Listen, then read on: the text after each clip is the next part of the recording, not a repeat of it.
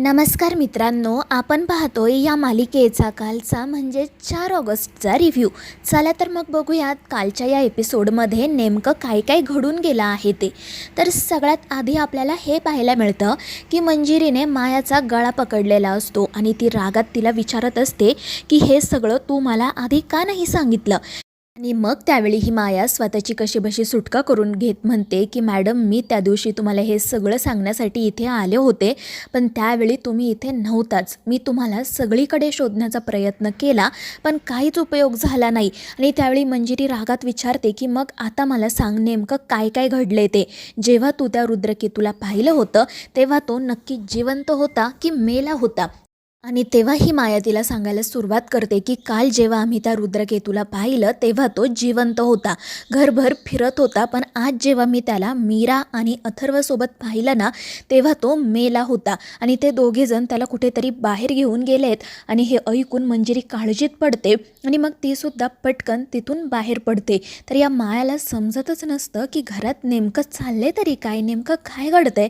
आणि ती डोक्याला हात लावून बसते. त्यानंतर मग दुसरा सीन आपल्याला असा पाहायला मिळतो की मीरा आणि अथर्व त्या रुद्रकेतूंना घेऊन दक्षिणमुखी भैरवी देवीच्या मंदिराबाहेर येऊन पोहोचलेले असतात. आणि मग त्यानंतर ते दोघे एके ठिकाणी रुद्रकेतूंना बसवतात आणि शिवनाथची वाट पाहत थांबतात. पण मग काही वेळाने तिसऱ्या प्रहराची सुरुवात होते आणि सप्तऋषींमधील जो शेवटचा तारा असतो तो रुद्रकेतूंच्या डोक्यावर येतो आणि मग पुन्हा एकदा रुद्रकेतू जिवंत होतात. आणि ते पाहून मीराला आणि अथर्वला तर खूप आश्चर्य वाटतं. ते दोघेजण रुद्रकेतूंकडेच पाहत असतात. आणि मग त्यानंतर जेव्हा रुद्रकेतूंचं लक्ष अथर्वकडे जातं तेव्हा त्यांच्या डोळ्यात आनंदाश्रू येतात. ते अथर्वकडे पाहून हात जोडतात, त्याला नमस्कार करतात आणि म्हणतात की राजा, माझा नमस्कार स्वीकार करावा. आणि ते ऐकून अथर्वला आश्चर्य वाटतं. तो म्हणतो की बाबा, हे काय करताय तुम्ही. आणि मग मीरा आणि अथर्व रुद्रकेतूंना उठवतात. त्यावेळी रुद्रकेतू अथर्वांना म्हणत असतात की राजे, तुम्ही या जन्मात अथर्व असाल, परंतु मागच्या जन्मात तुम्ही आमचे राजे होता आणि माझ्यासाठी तुम्ही अजूनही राजेच आहात. आणि मग त्यानंतर ते मीरालाही म्हणतात की गौरी, माझ्यामुळे तुम्हा दोघांनाही खूप त्रास झाला आहे आणि त्या त्रासासाठी मी तुमची मनापासून क्षमा मागतोय. माझ्यामुळे तुमच्या कार्यास विलंब झाला. आणि त्यावेळी मीरा म्हणते की नाही, तुम्ही प्लीज असं बोलू नका, नियतीने जे ठरवलं आहे ते घडणारच आहे. आणि त्यावेळी रुद्रकेतू म्हणतात की माझा अंत मंजिरीच्या हातून होणार होता, पण आता ते घडणं शक्य नाही आहे, त्यामुळे आता माझा अंत कोणाच्या हातून होईल ते मी ठरवेल. आणि मग त्याच वेळी तिथे एंट्री होते शिवनाथची. शिवनाथला पाहून रुद्रकेतूंना खूप आनंद होतो आणि रुद्रकेतूंना पाहून शिवनाथला. पण त्याचवेळी दुसरीकडे मंजिरी मात्र खूप जास्त घाबरून गेलेली असते. मीरा, अथर्व, रुद्रकेतू हे सगळेजण नेमके कुठे असतील याचा ती शोध घेत मीरा अथर्वच्या रूमपर्यंत पोहोचते आणि तिथेही कोणीच नाही आहे हे पाहून ती आणखीन अस्वस्थ होते. पण तितक्यात अंबिकाचा आत्मा तिथे येतो आणि ती हसतच मंजिरीला म्हणू लागते की काय झालं मंजिरी, खूप अस्वस्थ दिसतेस का तू, तुला प्रश्न पडलाय का घरातील सगळेजण कुठे गेले आहेत ते. आणि त्यावर मंजिरी काहीच उत्तर देत नाही, ती फक्त रागात अंबिकाकडे पाहत असते. तर अंबिका हसतच म्हणते की अगं, तुझ्याकडे तर खूप मोठमोठ्या शक्ती आहेत ना, मग बघ बरं त्या वापरून सगळेजण कुठे गेले आहेत ते. आणि ते ऐकून मंजिरी आणखीन चिडते. तर अंबिका हसतच म्हणते की जाऊ दे मंजिरी, मीच तुला सांगते. आणि मग ती मंजिरीला असं सांगते की रुद्रकेतूंच्या शरीराच्या आत्तापर्यंत अस्थिसुद्धा झाल्या असतील आणि त्यांचा पिंजरासुद्धा तयार होत असेल. आता तुझा अंत करण्यापासून आम्हाला कोणीही थांबवू शकत नाही. आणि ते ऐकून मंजिरी खूपच घाबरते आणि तेथून निघून जाते. तर दुसरीकडे अंबिका लवकरात लवकर काम पूर्ण व्हावं म्हणून देवी महागौरीची प्रार्थना करू लागते. त्यानंतर आपल्याला असं पाहायला मिळतं की रुद्रकेतू आणि शिवनाथ त्या दोघांची भेट होते. दोघेही एकमेकांची विचारपूस करतात. आणि मग त्यानंतर ज्या कार्यासाठी ते सगळेजण एकत्र जमलेले असतात त्या कार्याची सुरुवात होते.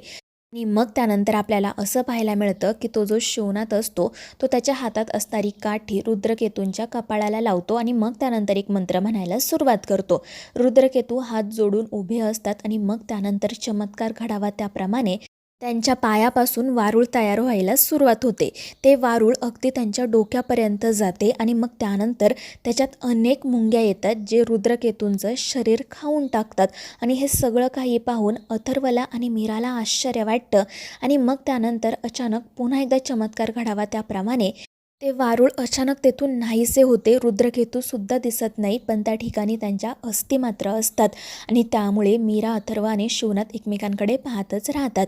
आणि मग शिवनाथ मीराला सांगतो की मीरा, श्रद्धेपूर्वक त्या अस्थींचा स्वीकार कर. आता आपल्याला रुद्रकेतूंच्या अस्थींपासून पिंजरा बनवावा लागणार आहे. आणि त्यावर मीरा ही हो म्हणते आणि मग त्यानंतर ती आणि अथर्व त्या अस्थींचा स्वीकार करतात.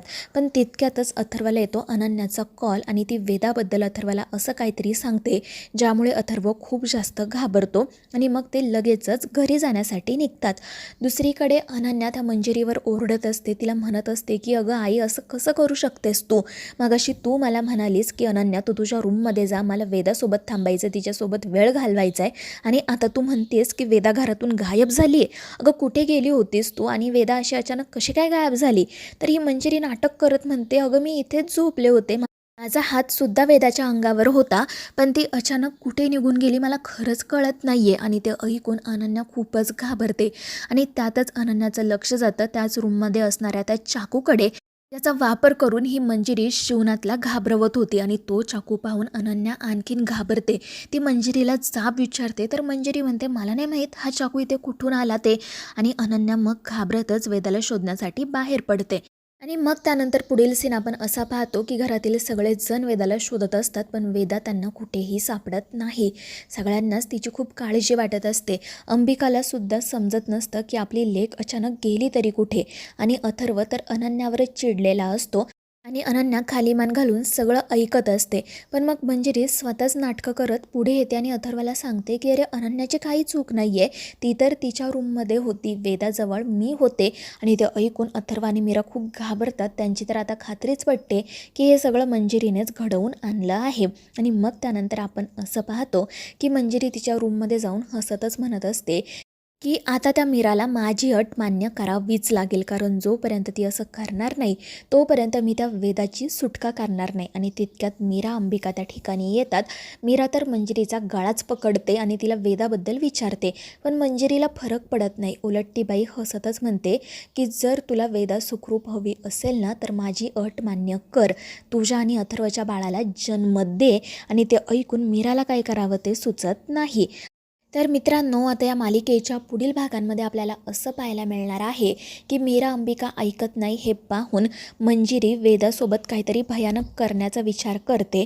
आणि त्याचवेळी दुसरीकडे अंबिका मीराला असं सांगत असते की मीरा, आता आपल्याकडे दुसरा पर्याय नाही आहे, आपल्याला मंजिरीची अट मान्य करावीच लागेल. पण त्यामुळे बिचारी मीरा घाबरून जाते. तर मित्रांनो, आता या मालिकेच्या पुढील भागांमध्ये नेमकं काय काय घडणार आहे, वेदाची सुटका नेमकी कशी होणार आहे, हे पाहणं खूप रंजक ठरणार आहे. या मालिकेच्या पुढील भागांच्या अपडेट्ससाठी आपल्या चॅनेलला सबस्क्राईब करा.